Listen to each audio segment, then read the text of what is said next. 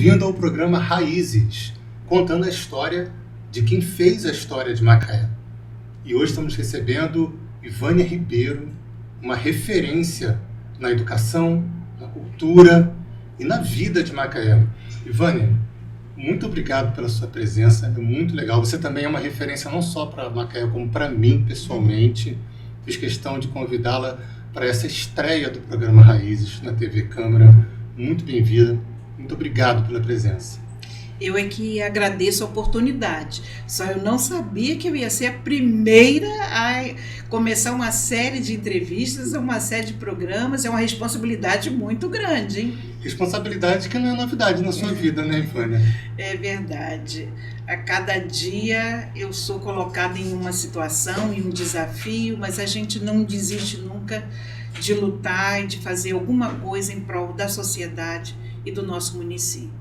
É muito bonito isso, muito importante. Falar em novidades na sua vida, acabou de acontecer uma novidade que liga cultura, arte, história e a história da Ivânia, que é assumir a presidência da Lira dos Conspiradores. Ivânia, eu acho que pouca gente esperava isso nesse momento. Pois é, muitas pessoas entram no salão principal da Lira e encontram inúmeros retratos de homens importantes para o município, pessoas que se dedicaram. E aí pergunto, nunca houve uma mulher presidente da Lira? E depois de 141 anos, a gente está à frente da Lira, não sozinha, porque nós temos ali um coletivo que compõe a direção, o conselho, que é um conselho muito coeso, muito participativo. Mas eu estou à frente de uma instituição que nasceu em Macaé, não só para a questão da arte, da música, mas nasceu para lutar pela causa da abolição. Então é uma honra dupla, porque eu, como negra, que me assumo, eu valorizo uma instituição que lutou pela abolição da escravatura, sofreu perseguição, inclusive do imperador Dom Pedro, e hoje essa instituição está inovando, colocando uma mulher à frente da presidência depois de 141 anos de existência. Então realmente é uma etapa importante, não só para a instituição Lira, mas para todas as instituições que até o momento só tiveram homem à frente. Não colocaram a figura feminina por todo o machismo, por todo o patriarcado que a gente ainda vive, né? Então, ao mesmo tempo, é uma honra e um compromisso muito grande da gente estar nessa luta, né? Em prol da música, em prol da arte, em prol daquilo que socializa e humaniza, porque a música não é só para lazer, a música é para humanizar e para socializar. É muito fascinante essa história e tem tanta coisa bonita ligada. Mas uma curiosidade que muita gente deve ter é por que o nome Lira dos Conspiradores. Como é que é essa história, velho? Então, a palavra conspiradores não nasceu só aqui em Macaé. Em Campos havia Lira dos Conspiradores, também com a mesma linha filosófica da Lira de Macaé, porque naquele momento, Campos tinha um grande orador, Carlos Lacerda, era um jornalista, que lutava pela abolição. Ele participou do movimento abolicionista lá e também veio a Macaé fazer palestra, estimular a luta pela abolição aqui. Nós estamos falando do final do século XIX. A Lira nasceu 6 anos antes da abolição. E essa inspiração de Campos, né, da Lira dos Conspiradores de lá, foi justamente para que aqui houvesse um movimento para conspirar contra essa mancha maldita da nossa história, que foi a questão da escravidão. E até hoje nós enfrentamos muito racismo, sim, mas em termos de legalidade, o 88, a Lei Áurea de 88, de certa maneira abriu um caminho, ainda que a princesa Isabel tenha encontrado mais de 95% dos negros já libertos pelo próprio suor e pelo próprio sangue, mas ela serviu para homologar uma situação. E a Lira, ela acompanha a história de Macaé por toda a sua vida. A Lira nasce num momento importante da história do país e de Macaé, e é possível traçar um paralelo da história da Lira dos Conspiradores com a história da sociedade macaense? Naquela época, nós tínhamos Nova Aurora, com uma outra linha de atuação, e aí surge a Lira dos Conspiradores com esse viés mais amplo, né? Que é um viés de mostrar, além da música, a Lira teve a coragem de colocar nos estatutos que não faria distinção de raça, de cor, de sexo, de condição social. Isso foi Século uma coisa... XIX. Século XIX. Isso foi um escândalo. Aí o imperador manda um questionamento formal para a Lira se a Lira estava conspirando, porque era império, não era? Ainda não tínhamos proclamado a república, se estava conspirando contra o império e contra a escravatura. Aí, muito sabiamente, os membros da Lira disseram assim: imagina, se nós fôssemos conspirar contra o imperador, nós íamos colocar isso no papel? De forma alguma, a gente faria de maneira sigilosa. E com isso conseguiu se manter, né, na legalidade, mas fazendo muitos eventos, inclusive eventos que acabaram em lutas sangrentas, né, pela abolição. Quando o jornalista Carlos Lacerda veio fazer uma palestra em Macaé, houve briga corpo a corpo com os escravocratas. De fato, uma briga que começou no Pátio da Lira, terminou na Praça Veríssimo de Melo. Então era uma questão muito ferrenha, né? Porque essa dor, essa chaga da escravidão, foram mais de 300 anos. É muito difícil que isso seja resolvido de uma hora para outra. A gente ainda tem muitas sequelas, o racismo está aí para mostrar isso. Se naquela época se hoje já é difícil, imagine naquela época. A sociedade macaense da época apoiava as ações da Lira ou era uma sociedade também escravocrata? Olha, Macaé tinha Carapebus, Quissamã e Conceição de Macabu, na época distritos, né? Primeiro Conceição se emancipa, depois Carapebus e Quissamã. Distritos que sustentavam economicamente a renda do município com um trabalho análogo à escravidão. A plantação de cana-de-açúcar nas usinas era uma coisa espantosa, né? Muita injustiça, muita exploração do trabalho. Então a gente tem essa herança, que é uma herança até que a gente herdou pela proximidade com Campos, essa herança de que é normal o trabalhador ganhar pouco. E trabalhar muito. E trabalhar muito.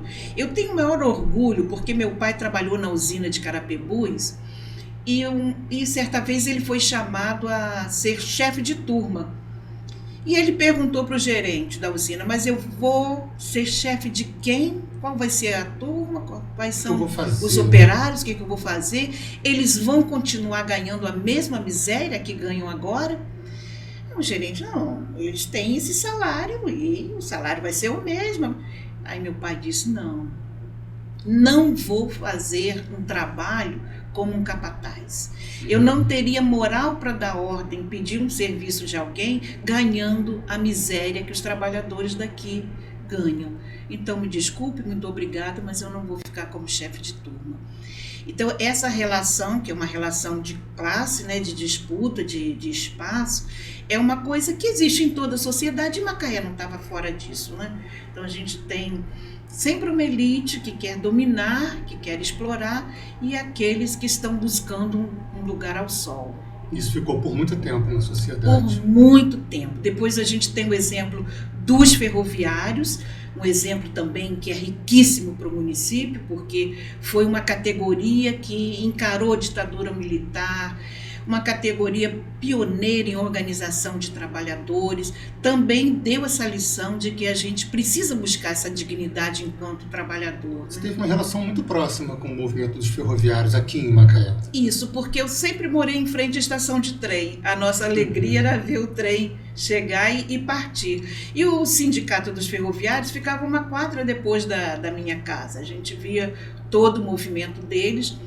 E quando a estação começou a ficar vazia, eu perguntava para minha mãe por que a estação estava ficando vazia, onde estavam os funcionários. Isso era em que década? Década de 60. Para onde foram os funcionários? E minha mãe pedia encarecidamente que eu não falasse no assunto, principalmente um dia em que eu perguntei isso e eu estava na calçada olhando para a estação está vazia. E ela dizia, não toque nesse assunto. Já tinha passado 64, já 64 já estava a todo vapor, ferroviários sendo afastados do serviço, presos, torturados, mandados para outros estados do Brasil para desarticular o movimento aqui, e isso marcou muito a minha infância. A minha consciência política eu adquiri dentro do Sindicato dos Ferroviários. Ali a gente organizou a Associação de Mulheres, ajudou a organizar a Associação de Mulheres. No Sindicato dos Ferroviários. Eles abrigaram ali o nascimento do Sindicato dos Professores de Macaé e região, que hoje pega quase 10 municípios. As nossas assembleias eram ali. Então é um berço. Eu digo que ali é a casa do trabalhador, merece respeito, merece ser considerado. E infelizmente no último ano em que a polarização estava muito acirrada, nós tivemos a sede do Sindicato dos Ferroviários toda pichada de verde e amarelo, o que nós consideramos uma agressão. Eu fui até fazer um boletim de ocorrência na delegacia por conta disso, porque ali é o lugar onde a classe trabalhadora aprendeu a ter consciência, do seu valor. Depois vieram os petroleiros, enfim. Mas a gente sempre tem no município de Macaé, Bruno, grupos de resistência. Sim. Grupos que não querem nadar conforme a corrente, que questionam toda essa crise em que a gente está vivendo, em que as pessoas acham que discriminação, seja na área política, seja na área sexual, racial, acha que a discriminação é comum, que alguns têm que realmente ser submetidos à pressão de quem está no poder, e a gente não acredita nisso. Eu acredito só na democracia. Tem gente que acha que só fechar os olhos e fingir que não acontece, que ela não acontece, mas ela está aí. Não é assim. Mas nós já tivemos momentos de resistência mais contundentes no município, greves gerais, enfim. Agora a coisa está um pouco mais adormecida, mas mesmo assim Macaé já foi referência no Brasil. Quero chegar nesse ponto que você citou greve, eu não vou poder deixar de citar o movimento dos profissionais de ensino do final dos anos 80, em que você assumiu um protagonismo naquele momento, até a nível estadual. A gente saiu das fronteiras de Macaé. E por que esse movimento acontece? Eu queria que você explicasse para a gente isso. E que vai culminar numa greve de fome, Vânia. Você fez uma greve de fome naquele momento para chamar a atenção, para que os professores fossem ouvidos. Então, eu queria entender aquele contexto, que a gente não tem tanta informação sobre aquele momento hoje aqui em Macaé. Nós saímos do governo Brizola, nós que eu digo profissionais da educação, professores do Estado. Saímos depois de uma greve com um piso de 5 salários mínimos, com um plano de carreira, com uma série de direitos. Depois do Brizola veio Moreira Franco, que começou a retirar aqueles direitos que nós havíamos conseguido no governo anterior. E aí o único jeito de sensibilizar era fazer greve. E Macaé era referência para toda a região. Se Macaé parasse, os municípios vizinhos paravam também. E aconteceu de, na época, um deputado forjar uma reportagem, uma matéria, dizendo que o Colégio Luiz Ride teria furado a greve e voltado às aulas. Aí ele coloca 4 ou 5 criancinhas assim na primeira fila de uma sala de aula, toda uma montagem, coloca um professor escrevendo no quadro e diz que acabou a greve em Macaé. Isso foi manchete de primeira página do Globo. E nós achamos aquilo um absurdo, porque nós estávamos com quase 80% de paralisação na região inteira. O único jeito de chamar a atenção da imprensa e dizer que aquela matéria tinha sido comprada, que foi uma montagem, o único jeito foi a gente juntar um grupo de 5 professores e fazer uma greve de fome no auditório do Colégio Luiz Ride. Então nós ficamos ali 5 dias, claro que tem toda uma preparação, você não pode entrar direto, tem que começar com líquido, água de coco, enfim, para equilibrar a pressão arterial, né? E nós éramos acompanhadas por um médico, o Dr. Carlos Emi, na época, monitorava a pressão à noite para ver se havia queda. Teve uma noite que nós ficamos com 7/3 de pressão. Nossa. Mas, nesse contexto, nós tivemos a presença de 21 meios de comunicação de todo o estado do Rio. Rádio, TV, jornal. O que é isso? O que está acontecendo em Macaé? E nós revertemos a notícia falsa, né? Conseguimos mostrar que a greve não tinha acabado, que a gente continuava reivindicando isso e aquilo outro. E foi importante porque a gente vê que a categoria do magistério é uma categoria assim, muito trabalhada em termos de consciência, né? O professor tem que ter consciência de quem ele é, do que ele está fazendo na sociedade. E isso ajudou muito a trazer os professores, fazer com que eles ficassem mais sensibilizados pela causa, né? Mobilizou os colegas e a sociedade. A sociedade curiosa, né? A gente, à noite, ouvia barulho no pátio do Luiz Ride de pessoas que queriam entender o que estava acontecendo, se era verdade mesmo, ou se a gente estava fingindo. Então, houve posicionamento dos dois lados. Quem apoiava e achava isso importante e quem não estava entendendo nada e precisava saber da situação, se era verídica, né? Foi um momento marcante. Daquele grupo, só restam 2 pessoas vivas, eu e uma outra professora, os demais já... Em Macaé. Sandra White estava junto, né? E ela participou com a gente desse momento forte. A gente estava conversando aqui um pouquinho antes de iniciar o Raízes, de que você hoje é uma mulher que está em vários lugares ao mesmo tempo. Você ocupa diversas funções ao mesmo tempo. A mais recente, a gente tratou aqui, presidente da Ilha dos Conspiradores, mas tem outras 4, Ivane? Na verdade, nós estamos numa luta com a FAFIMA, nós formamos um grupo de voluntários para a gente poder administrar a falência da instituição e poder garantir os documentos para os alunos. Nós esperamos que a situação seja resolvida financeiramente, com a venda do prédio, enfim. Mas eu participo de cooperativa, de movimentos de pastorais sociais dentro da Igreja Católica, porque eu sou católica, e a Igreja Católica tem um viés muito forte para esse lado social. A gente faz questão de dar sinais de vida, né, sinais de solidariedade, e não ficar só na palavra e na oração, colocar em prática.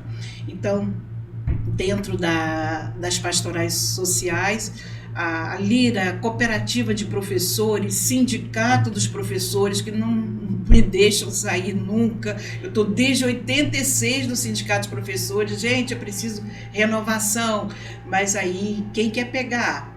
Muito difícil, trabalho voluntário. Então, a gente acaba se envolvendo em N coisas e uma coisa complementa a outra. Agora, por exemplo, assumindo a Lira, a gente percebe que a gente pode levar para dentro da Lira a questão da educação musical. Nós conseguimos ganhar um projeto, um edital para fazer um projeto de acordo com a verba que veio, a lei Paulo Gustavo garante certas verbas para projetos de educação musical. E, se Deus quiser, nós vamos montar um bom projeto para começar a trazer crianças de escola pública para dentro da Lira. A gente vai colocar instrutores, professores de música em escola municipal, para motivar essa juventude para música de qualidade, para uma música que agrega. E a ideia é fazer da Lira um espaço de educação também. Então a gente está num lugar fazendo aquilo que é do nosso sangue, né? Porque educação nunca sai do sangue da gente, e a gente está sempre trabalhando de forma articulada, em rede, com outros segmentos, com outros fatores. Mas uma oportunidade de transformar a sociedade, que é uma prática na sua vida. Você luta para transformar a sociedade, que é uma luta muito importante.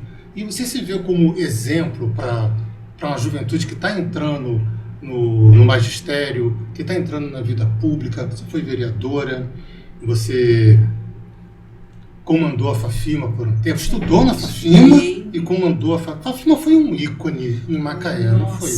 Quase 50 anos, né? A Fafima foi fechada aos 48 anos de existência por uma série de questões. A pandemia foi a gota d'água e também os cursos à distância acabam criando um caminho mais fácil, mais barato, e as pessoas vão por aí e deixam o estudo presencial. Mas parece assim uma sina na minha vida eu ser a primeira vereadora negra no município. Depois veio a Isa, né? A primeira mulher na Lira dos Conspiradores, a primeira a constituir o Sindicato dos Professores da Rede Particular, porque nós temos professores da rede particular e nós temos o CEP, que é da rede pública. Então, sempre assim, ocupando um espaço de pioneirismo, que é importante para a gente abrir caminho. Eu tenho muitos alunos, ex-alunos, né, que dizem que, de fato, o jeito da gente trabalhar, da gente tentar abrir a consciência, essa postura faz com que eles tenham ânimo para encarar certas lutas, né? Então, na verdade, quando a gente trabalha, a gente não trabalha buscando uma glória pessoal. A gente quer ser testemunha e exemplo para outros continuarem amanhã também fazendo projetos e tendo atividades que levem a sociedade a ser mais solidária, mais fraterna, menos violenta. Nós vimos o que aconteceu ontem na rodoviária do Rio. A gente não pode achar que violência é coisa natural, né? E a gente vai nesse caminho de naturalização. E eu acredito muito na educação, Bruno, eu acredito muito na educação. Eu vejo que por mais que a gente tenha problema nas escolas de estrutura, de problemas de falta de professor, não tem gente qualificada para trabalhar com crianças especiais, BBB, mas se não fosse a educação, principalmente a educação pública, nós estaríamos na barbárie. Não seria uma sociedade. Não seríamos uma sociedade em que fosse possível uma convivência civilizada. Eu acho que a educação é um pilar do processo civilizatório. A família está vivendo crise, e a família não está vivendo crise, a culpa não é do homossexual, não, porque todo mundo costuma botar a crise da família em cima apenas de uma pessoa. Os homossexuais estão acabando com a família. Não, não é isso. Isso é uma questão que a gente tem que ver de forma respeitosa. A orientação sexual é uma coisa séria. A família está passando por essa crise, por uma série de problemas, né? Principalmente porque o machismo ainda é muito forte. Um homem não aceita a separação e acha que tem o direito de matar a mulher. Então, assim, eu vejo a educação realmente como algo que tem que ser valorizado, desde a educação infantil até o 3º grau. Não há como fugir disso. E a educação pública, principalmente. Por isso eu brigo muito pela educação pública, embora tenha trabalhado na particular e tenha me formado numa faculdade particular. Porque a educação pública é fruto da luta de muitos educadores. Um Florestan Fernandes, um Darcy Ribeiro, um Paulo Freire. Essas pessoas lutaram para que o pobre tivesse um lugar. Não é qualquer coisa, não. Num país como o Brasil, de dimensão continental, você conseguir que hoje mais de 80% das crianças estejam matriculadas. Isso é um exemplo. É um país imenso. Tem deficiências? Tem. Precisamos melhorar. Mas é um campo privilegiado, o campo da educação. Foi isso que te levou, no início dos anos 90, a procurar a política partidária? Olha, Nessa época, eu tinha ido à Itália fazer um curso pela igreja. E era um curso que apontava 2 eixos. O mundo, né? O mundo passou pela Segunda Guerra Mundial e as pessoas viram que a experiência capitalista é uma experiência que cria desigualdade, e a experiência comunista, baseada lá naquela experiência da União Soviética, era uma experiência muito autoritária. Então, de um lado, a desigualdade social, do outro lado, o autoritarismo do Estado. E esse curso que eu fui fazer na Itália buscava justamente uma terceira via. É preciso a gente trabalhar nessa sociedade em que tanto oprime, trabalhar um caminho onde o trabalhador não seja visto apenas como mão de obra barata, mas também um caminho onde o Estado não seja o dono da nossa personalidade, da nossa vida, da família, etc. e tal. Um caminho popular, democrático, justo para essa sociedade.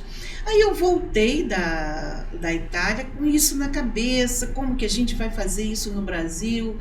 Enfim, criamos um grupo para discutir sociologia, religião, filosofia, tudo isso. Você já era afiliada? Não, foi justamente com essa cabeça que eu comecei a desenvolver alguns trabalhos comunitários. As Malvinas surgiram nessa época, a comunidade que nós chamamos de Malvinas. E eu ia para lá, para o meio do mangue, e me misturava com as pessoas, a gente fazia reunião, debatia, enfim.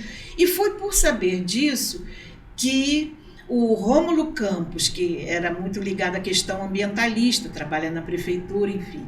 E hoje aquele que é meu marido, Almir, que já era do PT, eles foram me procurar dentro da igreja. Olha, nós sabemos que aqui tem uma pessoa que faz um trabalho social, que gosta de trabalho na periferia. Você não gostaria de se filiar ao Partido dos Trabalhadores? Vem conhecer. Eu conhecia, assim, de mídia, né? Não custa nada, eu vou conversar com vocês. Quando é que é a reunião? Enfim. Estavam montando o PT Estavam montando o PT em Macaé, que foi o primeiro PT no estado do Rio de Janeiro. Foi o macaense? No interior do estado foi o primeiro. Começou com Zé Milbes, ele deixou a presidência, e aí esse grupo formado por Rômulo e outras pessoas, esse grupo assumiu. Eu entrei para o PT e me apaixonei pelo projeto popular e democrático que o partido sempre apresentou. E foi uma época em que o PT era muito discriminado, era tido como um partido de pessoas sectárias, enfim, que queriam dividir a esquerda. E fui estudando, fui conhecendo, e eu acredito que ainda hoje esse partido tenha dado uma grande contribuição para o processo de redemocratização do país, para o processo de conscientização da classe trabalhadora, de mostrar que a gente tem que se organizar em associações, em sindicatos, que não pode esperar que caia tudo do governo, seja ele municipal, estadual ou federal.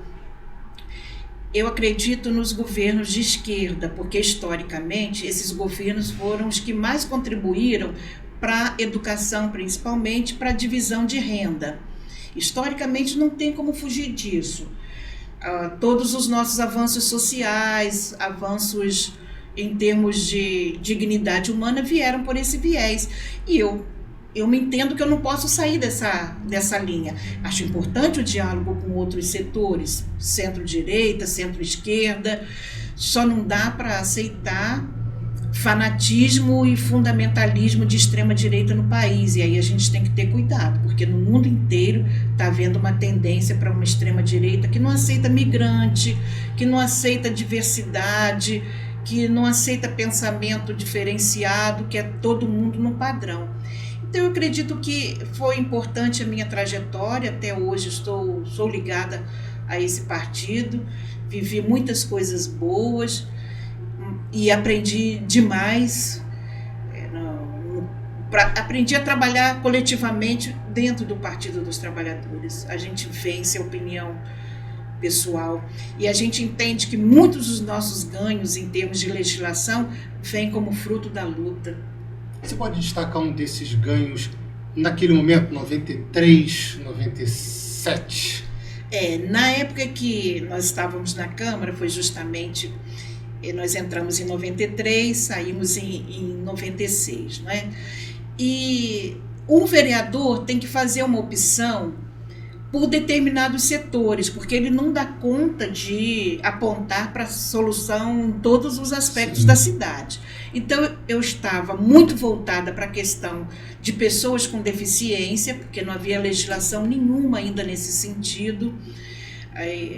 As propostas nossas eram muito voltadas para pessoas com deficiência, para educação, sobretudo.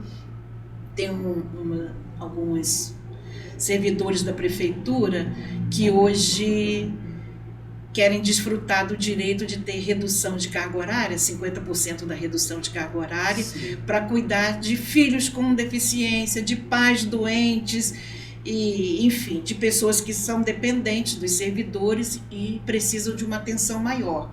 E aí tem redução da carga horária. Ai, graças a Deus eu consegui reduzir minha carga horária, agora eu posso cuidar melhor do meu filho autista. Aí eu pergunto, você sabe quem fez essa lei para redução da sua carga horária? Eu não faço a mínima ideia. Eu falei, fui eu. E me orgulho muito de poder ter feito isso para favorecer pessoas que, em momentos assim que os pais estão na fase final, dependem do filho, ele tem um tempo para se dedicar, né, ao seu pai, à sua mãe, algum filho com deficiência. É muito importante isso. Depois ele pode até retornar, se for o caso, a carga horária integral, mas a gente precisa ter esse olhar de humanização do servidor público, né? Porque o servidor público também às vezes é muito mal visto. Não quer nada, não quer trabalhar, só quer aumento. Não, o servidor público é quem dá efetividade aos programas, dá efetividade, continuidade ao trabalho de um município, de um estado, né, do país. Se não fosse pessoas com experiência de um concursado, a gente talvez tivesse muitos setores funcionando de maneira precária, né?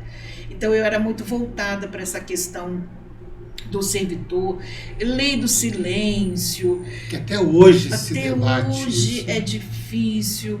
Eu brigava muito para que, naquele tempo, nós não tínhamos uma guarda municipal reforçada para fazer trabalho na frente das escolas. Eu brigava muito para que a polícia militar fizesse ronda em frente aos colégios para evitar a permanência de tráfico, enfim. Então, muitas questões, a questão ambiental também, porque eu enfrentei aquela situação no início das Malvinas, a gente viu que é um lixão, pessoas misturadas com porcos catando coisas em um lugar nada saudável, né? Inclusive, uma vez nós levamos Fernando Gabeira no lixão das Malvinas. Ele ficou impactado a ponto de, num dos livros dele sobre ecologia e meio ambiente, ele citar a situação degradante. Gabeira era PT naquele momento, e depois ele vai ao PV, não é isso? Isso. Ele retornou, não pôde formar um partido, retornou do exílio, e aí ficou um certo tempo no PT. Ou seja, eram muitas questões surgindo em Macaé, mas nós tínhamos uma clareza, Bruno. Nós, que eu digo assim, quem sai de movimentos populares, nós tínhamos participação em associação de moradores, e a Nova Aurora cedia uma sala para a gente reunir todas as associações de Macaé. E a gente fazia quase que semanalmente, vinha gente do Sana, que Samã e Carapebus ainda pertenciam nessa época de 86, a década de 80, e a gente queria traçar, sabendo que vinha repasse dos royalties, a gente queria traçar, enquanto associações de moradores, um projeto para a cidade. Porque já era uma questão. Era um projeto para Macaé, até onde nós podemos crescer, como crescer sem prejudicar o meio ambiente. E eu tentei levar essa experiência para a Câmara. A ideia da gente pensar o município, porque o vereador não é só para ver o buraco na rua do seu bairro e garantir ali o seu eleitorado. Não, o vereador tem que ser para pensar a cidade como um todo. E eu era muitas vezes uma voz solitária nesse sentido, quando eu queria que a Câmara tivesse debates profundos sobre Macaé. A eleição dos vereadores, Ivone, é sempre um reflexo do que é a sociedade. Como era essa sociedade macaense no final dos 80, início de 90, em termos de politização, de engajamento em questões ambientais, educacionais, questões que trazem aquela modificação imediata na vida das pessoas, que mudam a realidade dela. Os macaenses tinham essa consciência, eles se engajavam nessas propostas? Nunca é uma coisa generalizada, sempre assim, a sociedade age de acordo com interesses de grupos, né? Então havia grupos preocupados com questão ambiental, educacional, etc. e tal, e havia também grupos interessados em ter um certo favorecimento por causa dos royalties. Os royalties estão chegando na cidade, vamos aproveitar para a gente ter vantagem. Olha, eu me lembro de uma sessão da Câmara que foi assim uma coisa marcante. Sim. A Câmara anterior a que eu entrei distribuía bolsas de estudo. Muito bem, distribuía bolsas de estudos e no ano eleitoral distribuiu mais de 3.000 bolsas. Colégio Caetano Dias, Colégio São José, Castelo. Só que essas bolsas não foram pagas. Aí quando eu entrei, houve a proposta da presidência da Câmara de aumentar o número de assessores, dobrar o número de assessores. E eu falei, gente, não é possível, nós temos que primeiro pagar essas dívidas das bolsas de estudo.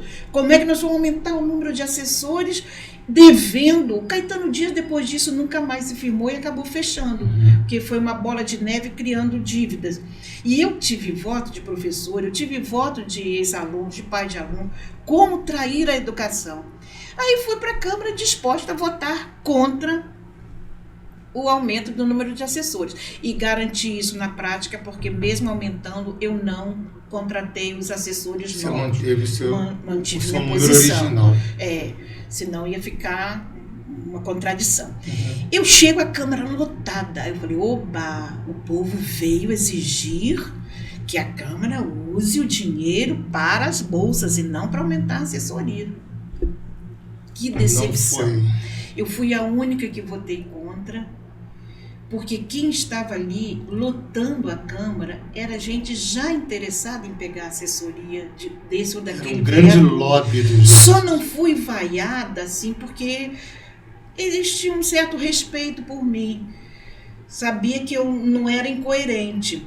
Mas quando os vereadores me criticavam, o vereador Ivone está sendo demagoga, vai me dizer que ela não quer assessores, isso e aquilo. Aí todo mundo aplaudia aqueles vereadores que estavam me depreciando. Eu falei, gente, isso é participação popular?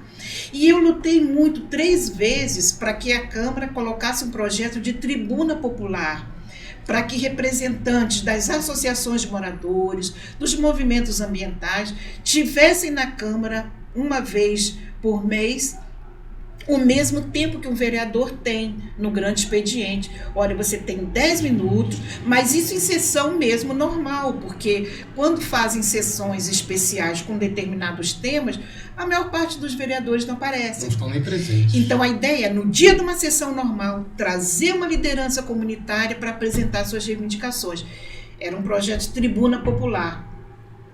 Derrotado no primeiro ano, derrotado no segundo ano, derrotado no terceiro ano. Então, assim, tentativas para democratizar um pouco aquele espaço foram tentativas frustradas. Mas o debate era feito, a ideia era mostrar que a Câmara é a casa do povo. Eu não gosto muito de um prédio de Câmara distante como está agora, porque o acesso é difícil, né? Quando as sessões eram aqui no que agora é Museu do Legislativo, as sessões aconteciam a partir das 17 horas, 18 horas o pessoal já estava chegando, e estava sempre lotada a Câmara, não só de assessores, mas de populares.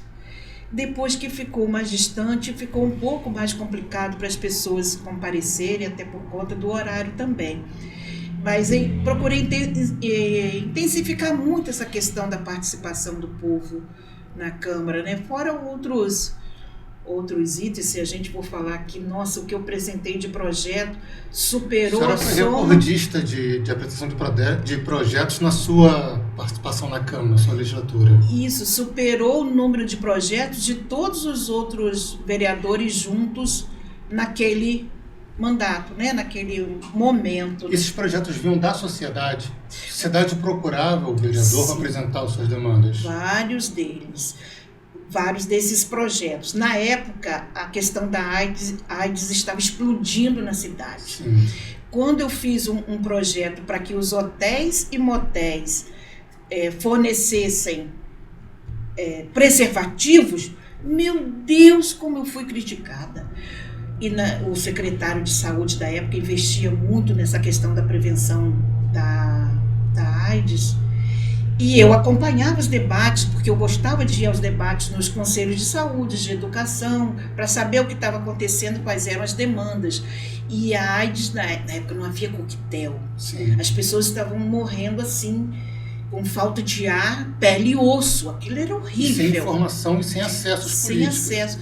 Esse projeto para destinar obrigatoriamente preservativo nos hotéis e motéis, isso me custou ironias, deboches, enfim, e eu estava defendendo a saúde.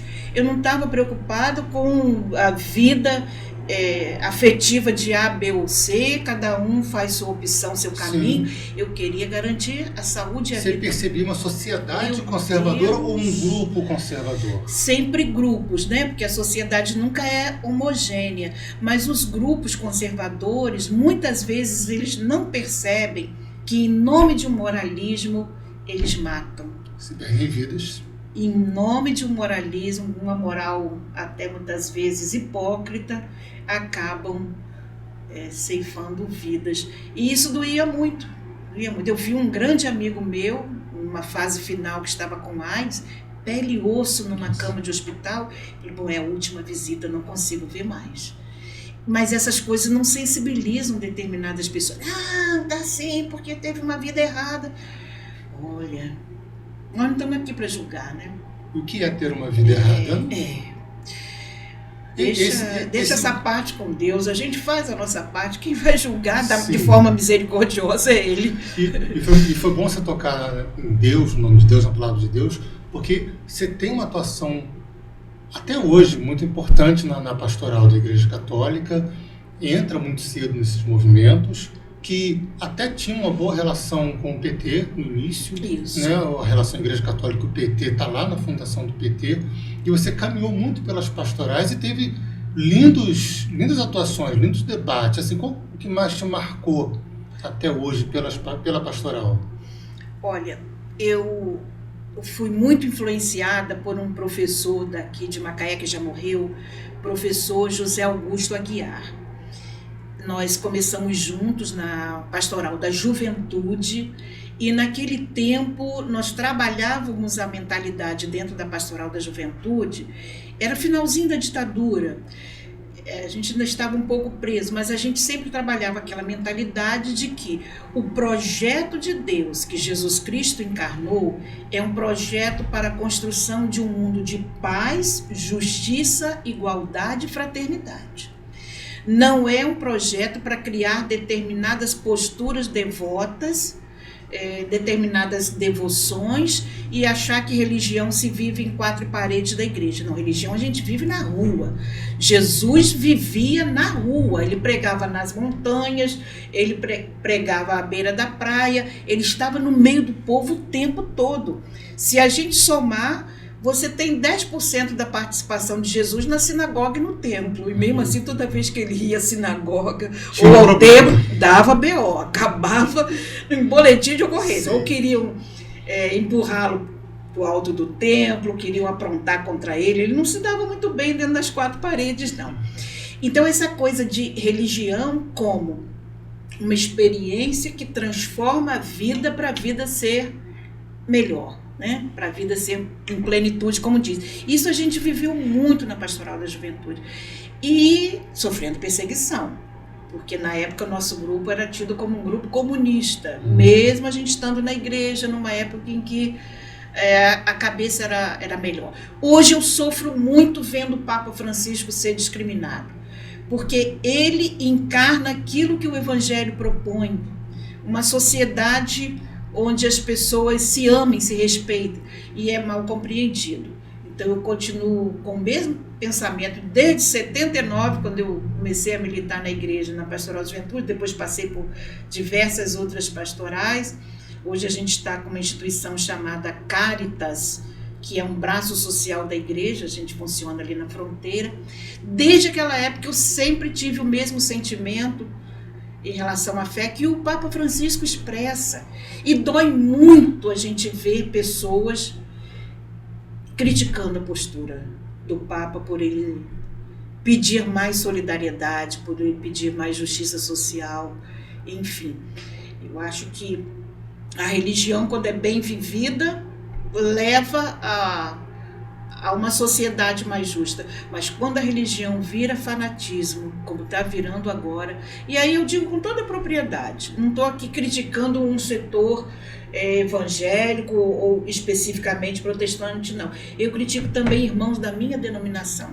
Dentro da Igreja Católica a gente também tem resistência a uma fé encarnada. A gente tem determinados grupos que não entendem que a fé é para ser vivida em prol de um mundo mais justo. Mas paciência, porque ninguém é obrigado a pensar como eu penso. Você fez uma referência importante, Papa Francisco, um franciscano, desapegado das coisas, acostumado com a pobreza. E você contou a sua história nas Malvinas e tem uma dissertação de mestrado muito significativa também, trabalhando o território da Nova Holanda.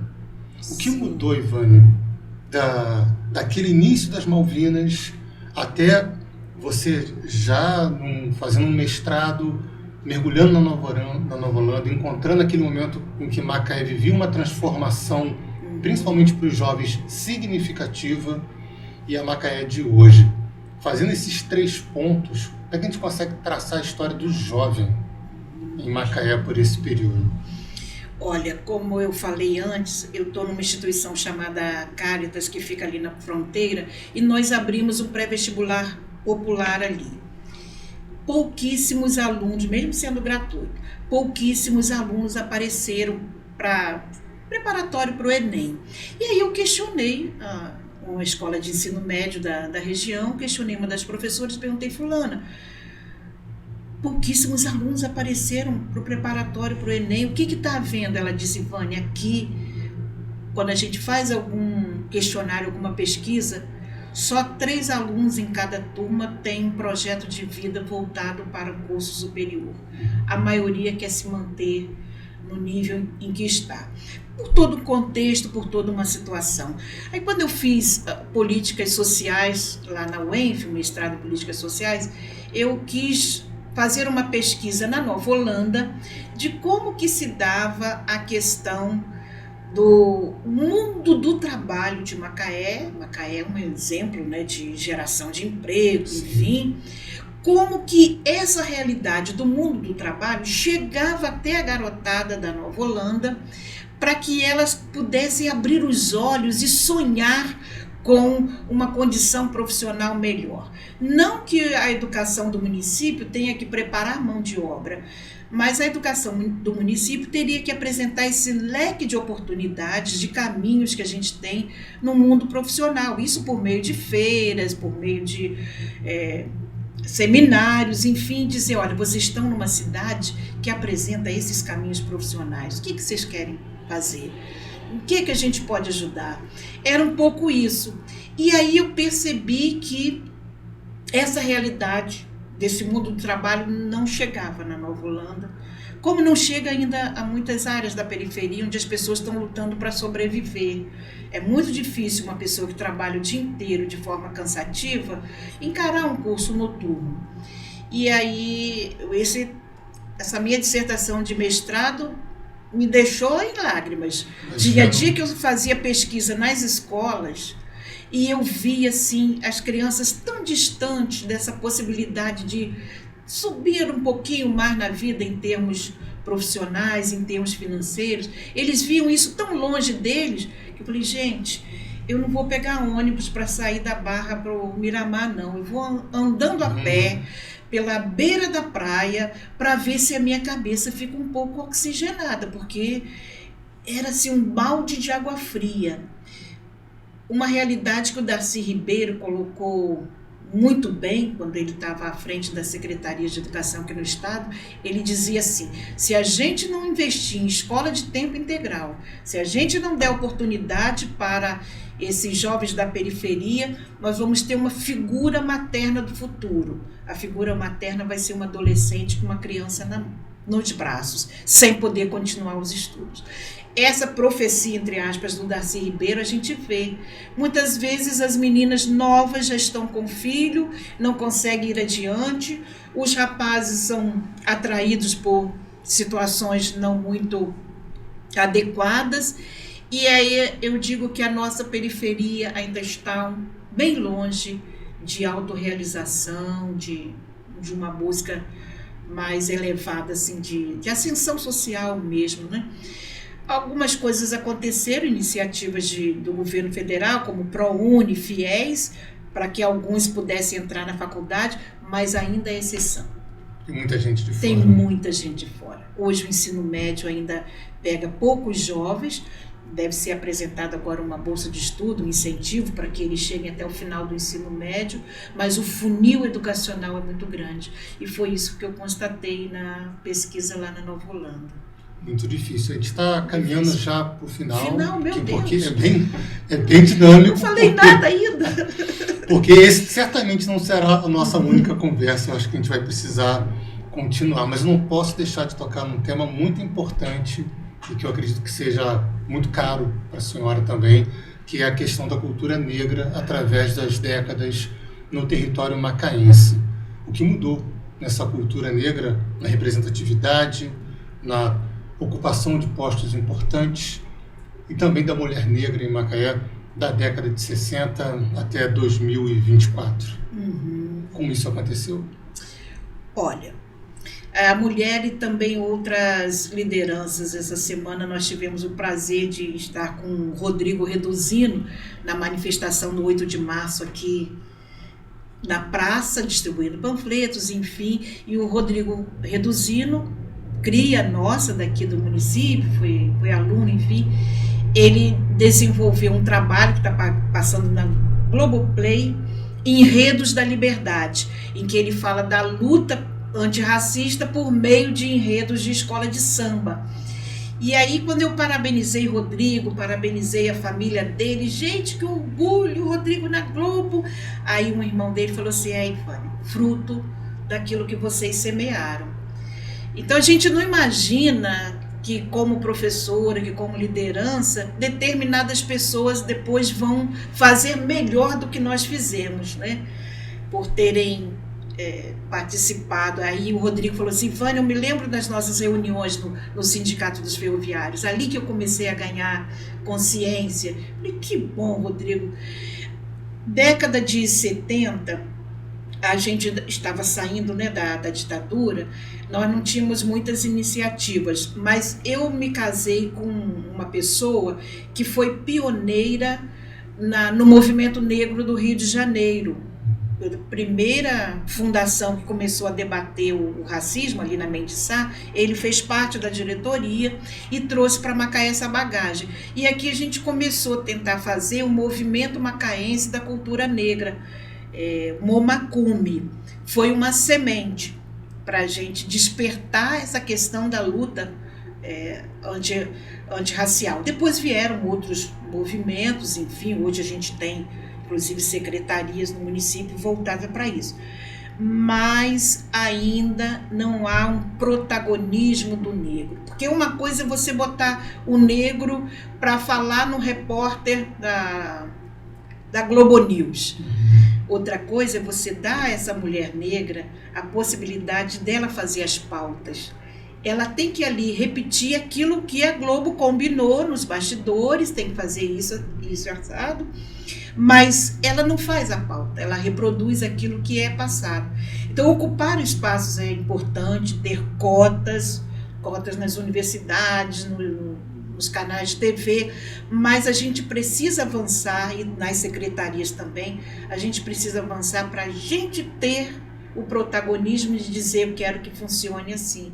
E não ficar ali executando coisas que outras pessoas mandaram que a gente fizesse. De qualquer maneira, houve avanço sim, em termos de grupos, de organização, de quebra de preconceito. Eu acho que ainda falta muito a gente caminhar para respeitar as religiões de matriz africana. E isso vai ser a longo prazo, porque durante muito tempo essas religiões foram tidas como coisas do diabo, Sim. que não tem nada a ver. São religiões que respeitam profundamente a natureza, coisas que às vezes o cristianismo não consegue fazer, respeitar o meio ambiente. As religiões de matriz africana respeitam a figura da mulher, o protagonismo da mãe de santo, né, como alguém que está ali criando cultura. Então, nesse ponto, nós estamos muito aquém ainda. Mas com a possibilidade de avançar se a gente mantiver um clima de democracia no país. Mais do que uma questão de justiça, é uma questão de representatividade, de democracia. Porque a democracia só é plena quando todos estão representados. Todos. A gente fala muito em democracia política porque tem o direito ao voto. Não, democracia tem que ser democracia econômica, democracia racial, democracia de gênero, em todos os sentidos. Como que 60% da população sendo negra tem minoria nos órgãos de decisão. A população negra ganha menos, a mulher ganha menos, então é preciso avançar também nessas outras categorias, né? Democracia econômica, sobretudo.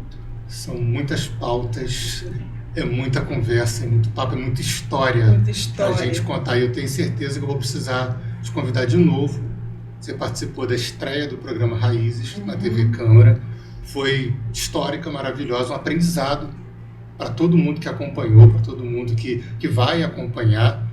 Espero que esse programa repercuta por muitos e muitos anos, porque Ivânia Ribeiro fez parte da história de Macaé, faz parte da história de Macaé e ainda vai construir muito da nossa história daqui para o futuro.